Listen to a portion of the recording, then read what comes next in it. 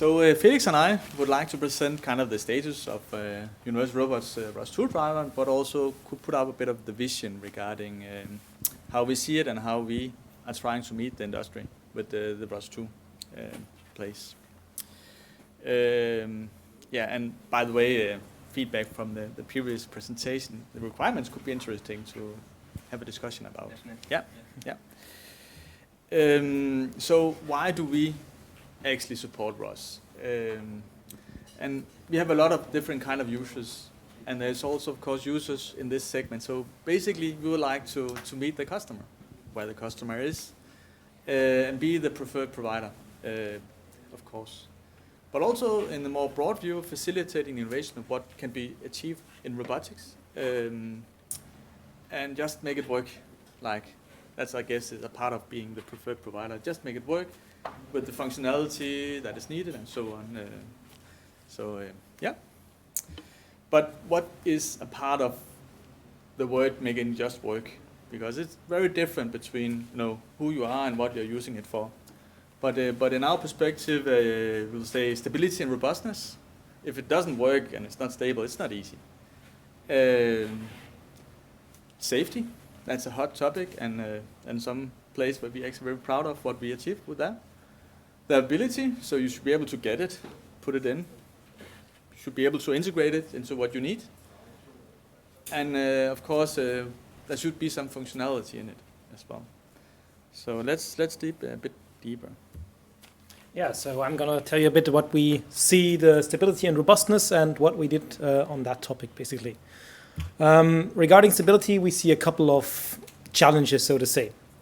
So one challenge is definitely that we are in a kind of distributed real-time-ish system. So we have on the one side the robot controller, which is usually running a hard real-time control loop. In UR example, we have the RTD as a data source that we use for our ROS driver. But we have also a custom communication protocol. And so messages have to be sent back and forth with some timing requirements. And if they are not met, then users will experience that. And that's something which is giving us a lot of headaches, definitely. Harshi mentioned also real-time issues with the Canopy driver, so that's definitely not unknown for us. And that can come down to connection losses. So for example, our driver basically shuts down the connection if no communication is received anymore, to just stay on the safe side, so to say. We had jerky motions in the past, which I think that's really done in the past now. So if control updates were not coming in the recent rate, then I think you all know that with ROS and industrial robots, that you have some jerks sometimes in the motion. And people still are working in resource-restricted environments. I mean, we have in our README, please use a real-time kernel, because we have those requirements. Still, we get a lot of issues of people trying to run the driver in a virtual box on Windows because that's what they develop with. So that's definitely a challenge. And also, compatibility is a big thing. I mean, we are currently supporting, it's been less, like a couple of months ago, we were supporting, I think, 6 ROS distributions, right, with the ROS-1 and ROS-2 distros. But still, it's a lot of them. And also, there are a lot of different robot software versions out there. And it's always a challenge to think whether we make some updates or we don't. So do we raise the requirements or not? These are definitely day-to-day challenges. Regarding the real-time communication, we've did some work investigating effects of different kernels and configurations on our real-time communication.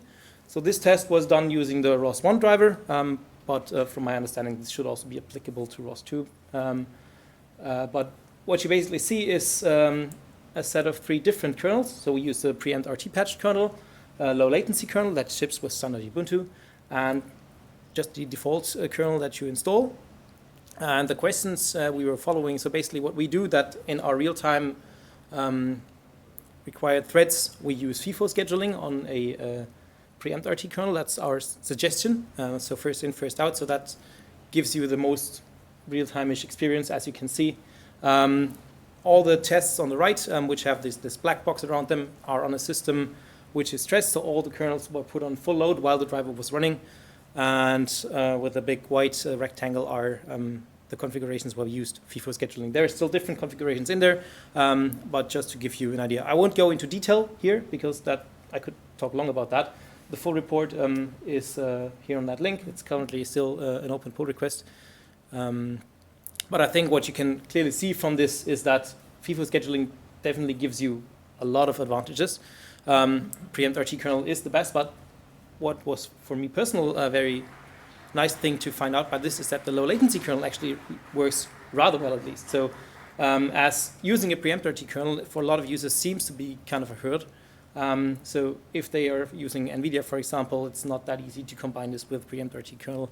And so using a low latency kernel for those systems might actually be a good choice as well.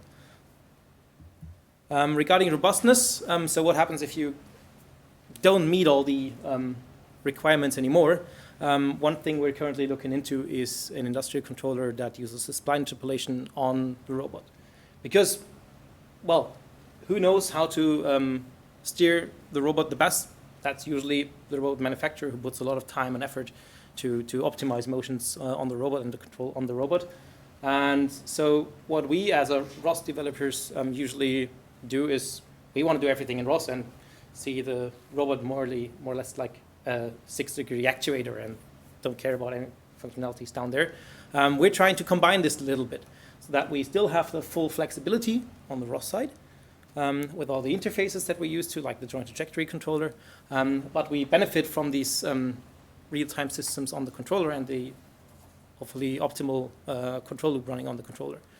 Also regarding built-in functions like UR script functions, for example, for setting the payload, zeroing the force torque sensor on an E-series robot, or setting the tool voltage. That's in our driver since a long time, but recently we've migrated this towards using a custom UR script interface. So because there were a couple of things that could go wrong. So for example, if you send raw UR script commands to the robot had to be in remote control mode, which Rune will explain later a bit. And so we have now built in a couple of functionalities in our custom communication protocol to actually leverage that. For driver startup, we've improved a lot that you can start up the driver without a connected robot.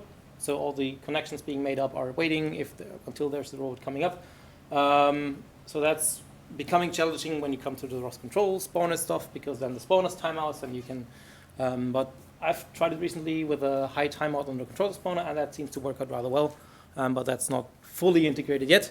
And with the spline interpolation that we have, we're currently working also on the idea to reduce those real-time requirements that we set for the communication. Because if we are just streaming down our, so to say, a set points of a trajectory, and the whole trajectory interpolation is done on the robot, then we don't have these hard real-time requirements on the communication, which we can definitely then put down a little bit on the driver side. Regarding testing, just quickly, we do a lot of testing. We do a lot of integration testing. In our drivers, we have integration tests with a simulated robot for our client library. So the driver is basically split up into a client library that is used by both ROS2 and the ROS1 drivers. And all of this is tested on each pull request. One challenge which we're facing most there is the integration of this simulated robot into our test. So for GitHub Actions, we've done that, which works very well. But for example, I was not able so far to integrate it into the ROS build farm, which would be nice, because the build farm is currently not running the integration test because I don't have this separate Docker container with no network in the build farm. So if there's somebody experienced with that, and I'm happy to discuss how this could be achieved. Because of that, we recently had a problem with the Humble release. And it would be nice if no binary package would be released if there is a problem with that version, or if that would be showing up in the build farm builds. Address sanitizers is another interesting topic we're starting to look into. They tend to be a bit not that easy to start with in ROS, because as soon as you start something with address sanitizer, then it starts to throw errors from ROS core components, which can be silenced, but then you silence also other things. So this is something which I think would be nice to improve in the future. And also we started looking into long-term tests. So we have a robot running, I had one running for I think 20 days. So we're also doing that and also gained some interesting knowledge out of that, so to say. So regarding safety, I think we've presented that a couple of times, but we can't stress that enough. We have a speed scaling controller that scales down the speed of the robot as the teach pendant does. A lot of people say, well, I don't do speed scaling, but still the robot does. So if you're commanding a motion which is too fast regarding the the safety regulations that are set up on the robot, then the robot will scale down the trajectory.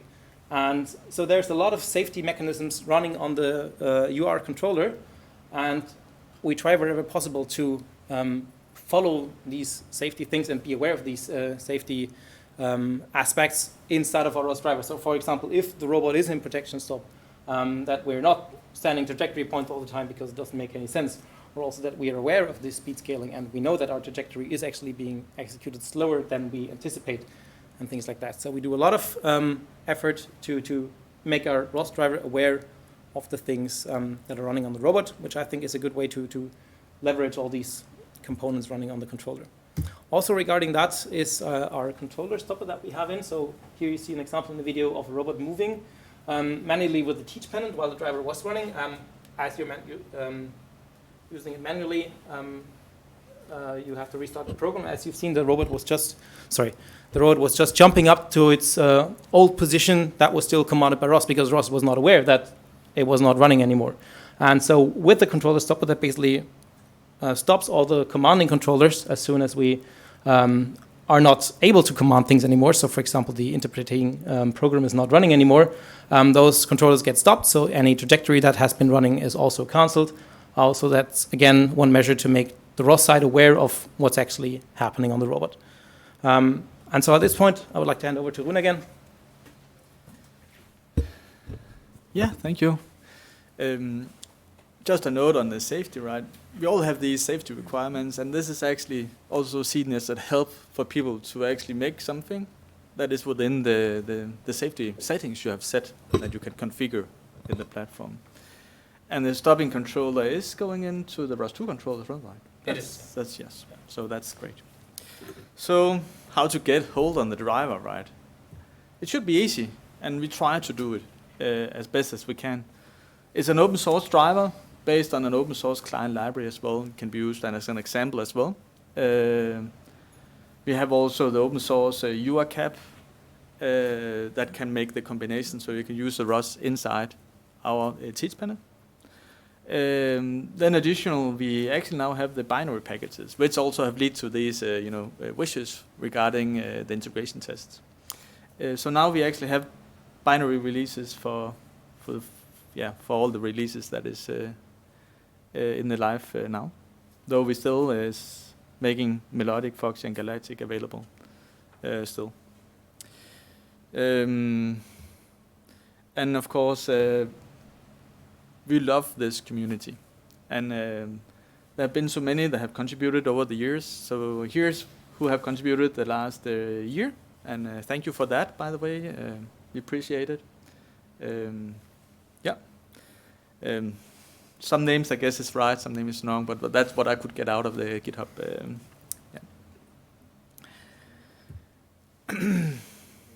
So, how to integrate the driver into your thing? We have all some limits, and if we look into industrial side, there is the machine directive. At least we need to comply with, and there's this one single thing at least I would like to mention out besides the risk assessment is the single point of control, because we get some questions of why can we not just start the driver? Why do we have to put it into remote control? Why do we have to install this UR cap? And it's basically because of these regulations that, by the way, we all are under. We cannot really, at least in Europe, and I guess there are similar things in US, we have to kind of overcome this. And the upcoming 10 to 18 is stating that only one source of control shall be accepted at one time. So what we do to do this in our robot software, but you also can elaborate on, is that we have our headless mode. That's here you have to enable that setting, so you can run without the teach pennant. But then you are in control, or you define what the point of single control is. Or you can use the robot teach pennant, and here you then can start and stop. Elaborating on the UR cap, that is actually asking the driver to get the script code that is need to be executed. So the script code is still placed in the driver. And then it's afterwards, when you press play, it's executed, and then the driver go into the communication. It's all open source. You can be inspired by this, maybe hack it in your way. But personally, I use the UR cap to inject other kind of scripts. So I can program on my computer and just press play. It's pretty nice as well. But this is the reason. Yeah. Of course, you'd also like to use the driver and have some controllers. And of course, you can change in and outputs. We have the basic joint trajectory controller, though I will highlight that please use the scale joint controller because it complies with the robot controller speed scaling, or the forward controller with using features on the robot, so like our MoveJ and MoveL. And then there will be a upcoming where we are doing some spite installation in the script as well through that one. So making it easy, then it will be the two last one. We have some upcoming functionalities, making it available to use the on-robot controller force mode, free drive in order to manipulate the robot and maybe place the robot where you would like it to be, configure it manually, you can say, push it around. The spline interpolation with the trajectory forward controller. We have some functionalities that try really fast to detect impact on the tooling in order to move until you touch something. We call it a tool contact.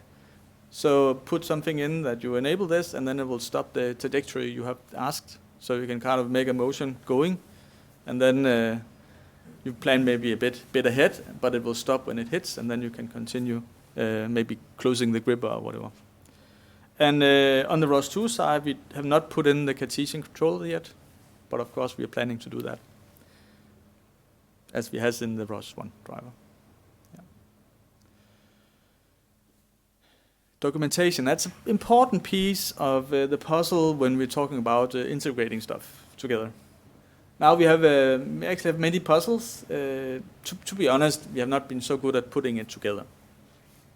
But there are some challenges. I think it's a common for all of us. Is kind of helping people to find the right communication, and also to what level of knowledge can we expect the reader of the documentation has. That's a challenge, and I think we could help each other of addressing all the levels, I would say, and leverage of each other on this perspective in ROS and robotics in general. In progress at UR, we are trying to make this developer network. You can access it. Right now, it doesn't have any ROS content, though. But I see that it could be a place, at least, where people could start and make an overview, and then, oh, there's ROS, and then continue on going that way as well. But it's an important thing, and I see also this could be a place for collaborating a bit more. Feature completeness, yes. So again, just repeat a bit what we are trying to do. The spline installation is coming. Here's the tool contact, an example, the force mode, free drive. There have been some requests to be able to actually start some raw UR scripts on ROS-2 as well. We are doing that on ROS-1, but it needs to be in a headless, you can say, mode, because we are sending a separate program. ROS-2 control does not support it yet in that way, so we have made a separate controller for that are going to. And in general, of course, the UR20 will be supported in our driver as well. We are working on that. Yeah. So how's the time? Oh, we are so much ahead. I should slow down. So I think we are at least try to make the UR robot very well supported in ROS-2. I think we have achieved at least the basic things right now, and start actually addressing some more additional ones that can facilitate. So of course there is some basic things that I think every robot driver should have, but then there is of course some additional things that each robot provider have worked on and can, we are not all the same. So regarding switching in and out of robots, be aware that I guess there is some needed requirements and there is some options of additional stuff that each robot have at advantage. For example, we don't have 7 degree of freedom, but we have the force toxins and tool contact, and so on and so forth. And it should just work. That makes your development fast, right? And now there is binary releases, and we are trying really to make binary releases for every release of ROS going forward. And this is about flexibility. So we still really would like the simple things to be easy. The advanced things should be possible, but it also should need to be working in a safety manner as well. And that's, you can say, kind of what we try, and as well have this configurable safety. And I think this configurable safety is quite important. So you can adjust it for your own risk assessment. I hope you make one. I think it's important. Please remember. Yeah, it's for your own safety. Yes. And by that, I will say thank you for the time, and please, questions about. Okay, so we have time for questions. 7, 8 minutes. Okay.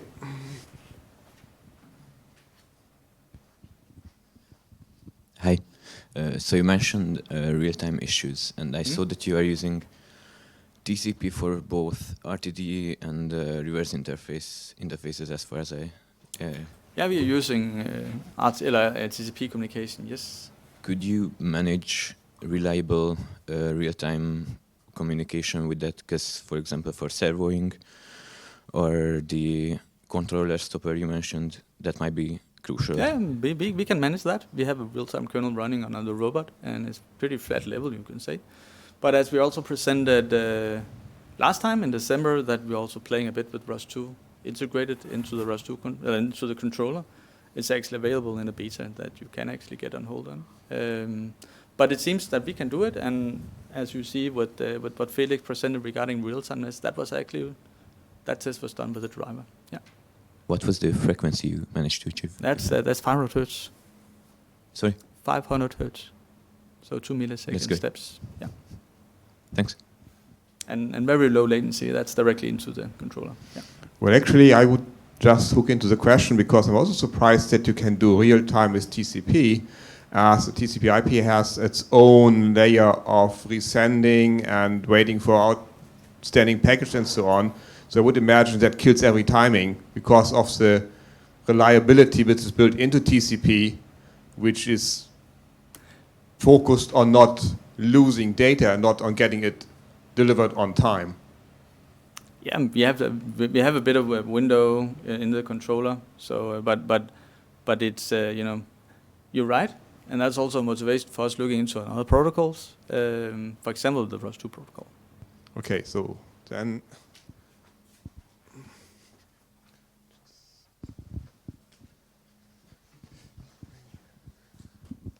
Thank you. So I would also connect to this question. Basically, the trick is often that you use separate network for the robot. So you don't have any other stuff on the network, nobody watching YouTube and stuff, and then you don't have any issues. Yeah.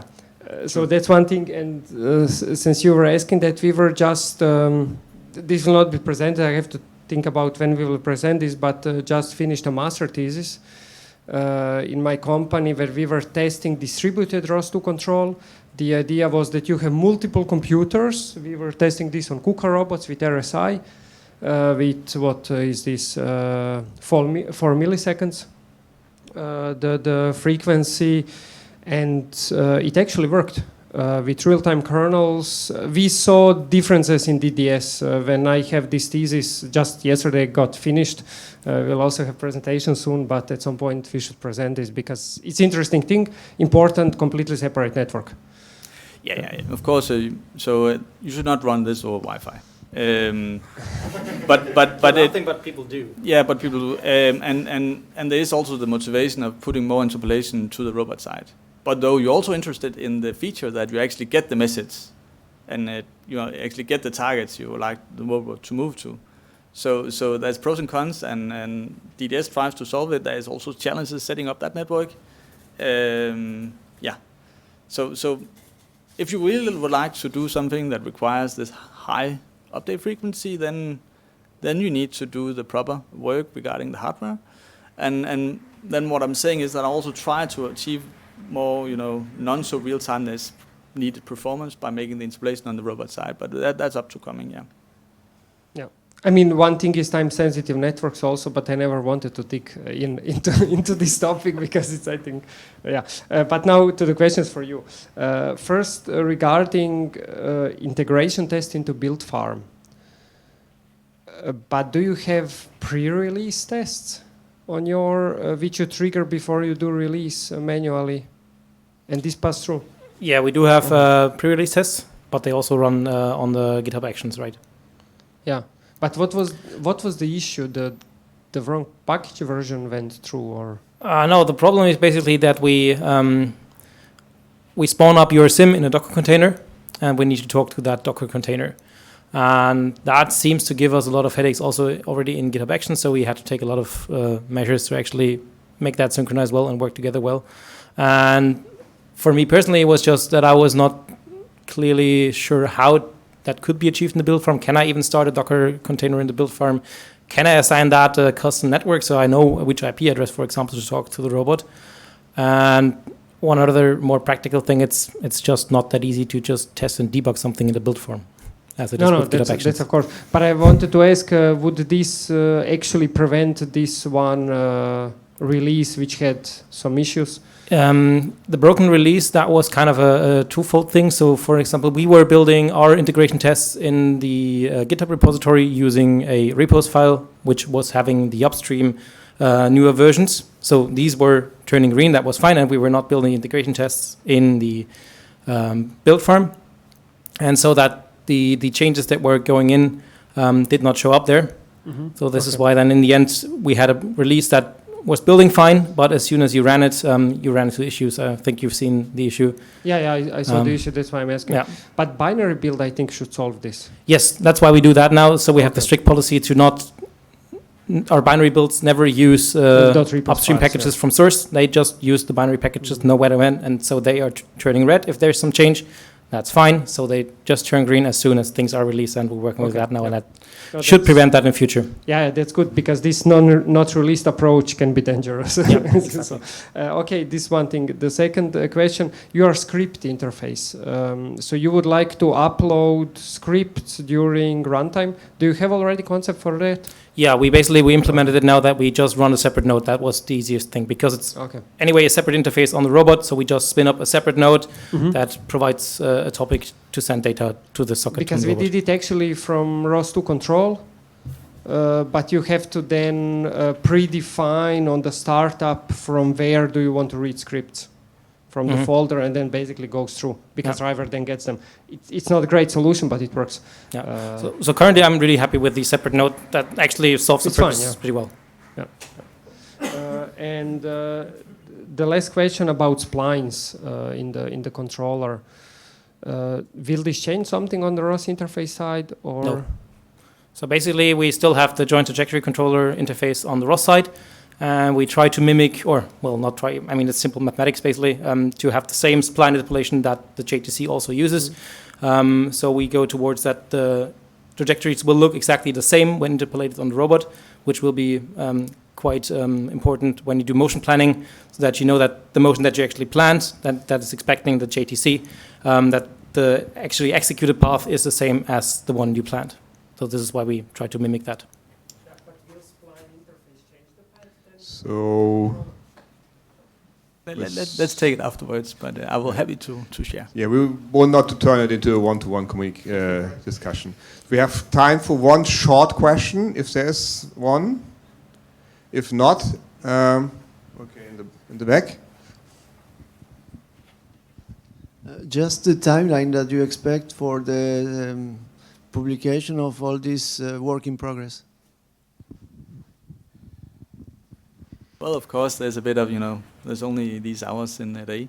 But a lot of what we mentioned is actually in pull request for the client library, which is the first state. So we're trying to push it as fast as we can. So for example, the spline interpolation has been merged into the client library yesterday. And so we're expecting to have that in the driver. There's also a pull request for the ROS1 driver already. For the ROS2 driver, there's no pull request yet. There's some work to do. Okay, so thanks. Please thank our speakers.